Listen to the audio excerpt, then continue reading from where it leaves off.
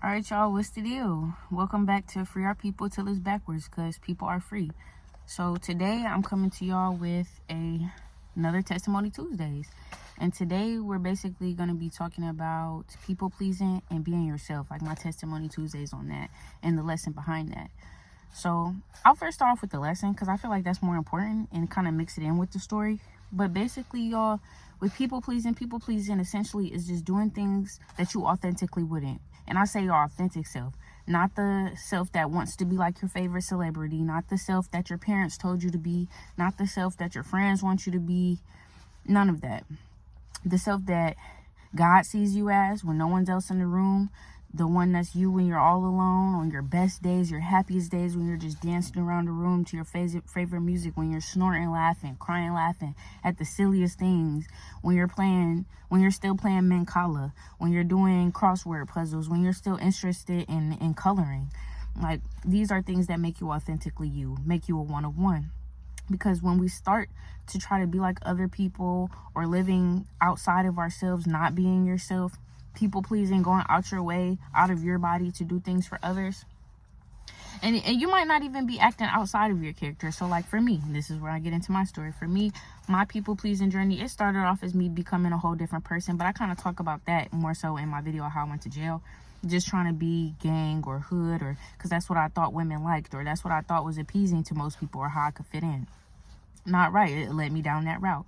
So then in a less extreme case, my people pleasing will more so be like overextending myself. Like, if I give this person more, if I buy this person this, or if I do this for this, and not just lovers, I'm talking friends, family, like majority of my life, just buying things, going out my way, helping, even when I'm tired, even when I'm overexhausted, even when I'm angry at this person, even if we just argued, they never apologized to me and I'm still doing something for them just to make sure like we're on good terms, right? Like, you know, or just trying to get that apology or that, you know, that same behavior back.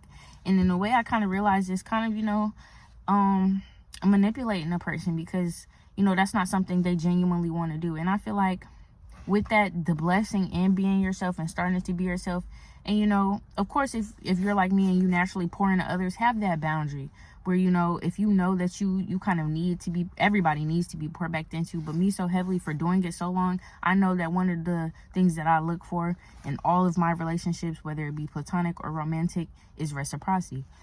And so with that being said, you know, if you know you're giving a lot and giving a lot, set that boundary, because nobody can pour from an empty cup. You've probably heard that a lot, and it's true. If you're constantly giving from nothing, you're going to build resentment from everybody. You're going to build resentment, hate, bitterness for all types of people, and then you might even reach a point where you become what hurts you. You know how they say hurt people hurt people? That's not true. Not hurt people hurt people.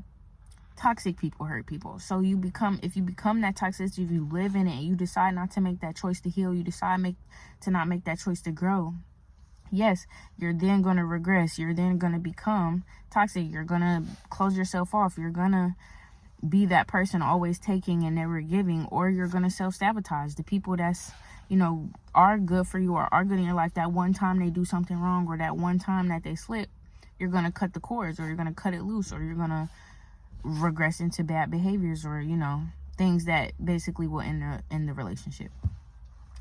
So like I say, y'all, it's just very important to be yourself. It's important to understand, you know, if you're in a dynamic where you feel like it's unfair, uneven in any type of way, whether that be you're giving more time, you're more understanding, or more physical ways, like you're giving more money, or you're making things happen more, you're putting forth the effort, you know, to see them, or whatever it may be, then communicate. You know, try that first. Communicate the problem, because some people aren't aware. Some people don't know it's a problem until you tell them. Some people have been or lived or coincided with people who didn't mind whatever is a trigger to you. So now they have to understand and be able to, you know, navigate that, to understand like, okay, this is a whole entirely different person I'm dealing with, and they don't like this. So let me, and it's up to them as well. Let me either adjust or let me move around. And so, like I said, it all just comes down to understanding, being a two-way street, y'all. And if they're not willing to do that and they're not willing to abide by it and you're not willing to deal with it or tolerate it, then that's when you make that decision to remove yourself, so that you can then align yourself and attract the people that are good for you, the people that will love you and, you know, reciprocate or treat you the way that you would like to be treated. And so then it also negates and takes away a lot of unnecessary stress, anxiety, depression, you know, sadness, unnecessary healing that you would have to further give yourself or do, because you then put yourself in a predicament that you knew that person wasn't good, or they didn't have good intentions, or like I said, they don't even have to be bad necessarily. They just could be incompatible with you in your journey. And you just have to have that awareness, that discernment, that acknowledgement to, you know, like, this isn't for me. I see this isn't being reciprocated. Let me either, you know, or you might not even have to cut them off. Distance yourself. You know, like I said, learn how to maneuver. Learn how to maneuver. You don't have to people please. Just learn how to maneuver. And once you do that, you'll never have to people please. You'll find it pleasing to please people. And it'll be the right people, because then they'll be pleasing you as well. So then the people pleasing itself isn't a bad thing. It's just doing it to the wrong people or overexerting it too much to where you're not pleasing yourself. You're not included in those people that you're pleasing.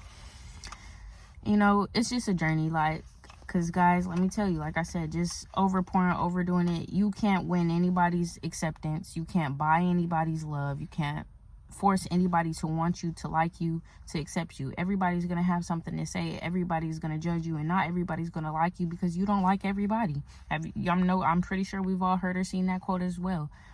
So these are just things to take heed to, guys, to be aware of. You know, be yourself, so then you can find other people that will be their self, and it's a domino effect. We then can start to even embrace diversity, embrace changes. We can build more community, bigger community, because the right people will be along amidst the right people, and then we can then combine and make bigger groups amongst those subgroups. So stay woke, y'all. Stay blessed, and be yourself.